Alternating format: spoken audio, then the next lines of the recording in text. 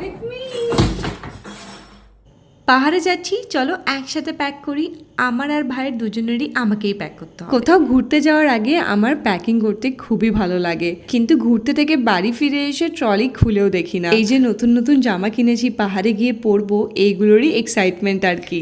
আমার এতগুলো আউটফিট হয়ে গেছে যে এইটুকু ট্রলিতে আমি কিছুতেই আটাতে পারছিলাম না, তাই আমারটা হাফ গুছিয়ে ভাবলাম ভাইয়েরটা একটু গুছিয়ে দিই। ভাইও সবকিছু নতুন নতুন জামা কাপড় কিনেছে, তো ওর ট্রলিটা আমি হাফ তো ভরে দিয়েছি, আর হাফ জায়গা আমি নিজের জন্য রেখে দিয়েছি যে আমার কয়েকটা জামা কাপড় ওর ট্রলিতেও ঢোকাবো। সবকিছু গোছাতে গোছাতে আমি পুরো রুমটাকেই মেস করে ফেলেছি। এদিকে আমারও নাজেহাল অবস্থা যে আমি এতগুলো আউটফিট আরো কোথায় ঢোকাবো। অনেক কষ্ট করে সবকিছু প্যাক করেছি। এই যে রিসেন্টলি যে জুয়েলারি স্টোরেজটা কিনেছিলাম না, ওটাও নিয়েছি, আর ব্লিঙ্কিট থেকে আমি আরো কিছু জুয়েলারি অর্ডার দিয়েছিলাম, সেগুলোও এটার মধ্যে ঢুকিয়ে নিয়েছি। মেকআপ আমি বেশি নিইনি, কারণ ওখানে গিয়ে মেকআপ করার অত টাইম থাকবে না, আর এটা হচ্ছে আমার লাইফের প্রথম গ্রুপ ট্রিপ, যেটা আবার আমি অর্গানাইজ করেছি। তো আমি তো খুবই এক্সাইটেড, অনেক নতুন নতুন মানুষের সঙ্গে দেখা হবে, পরিচয় হবে, তো আমি সবার সঙ্গে মিট করার জন্য খুবই এক্সাইটেড ছিলাম। ব্লিঙ্কিট থেকে এই ল্যাপটপ ব্যাগটা কিনলাম, কারণ বেশি দিন অফিসের ছুটি পাইনি, ওখানে গিয়েও আমাকে অফিসের কাজ করতে হবে, তাই আমি অফিসের সব কিছু গুছিয়ে নিলাম। ব্যাস, আমার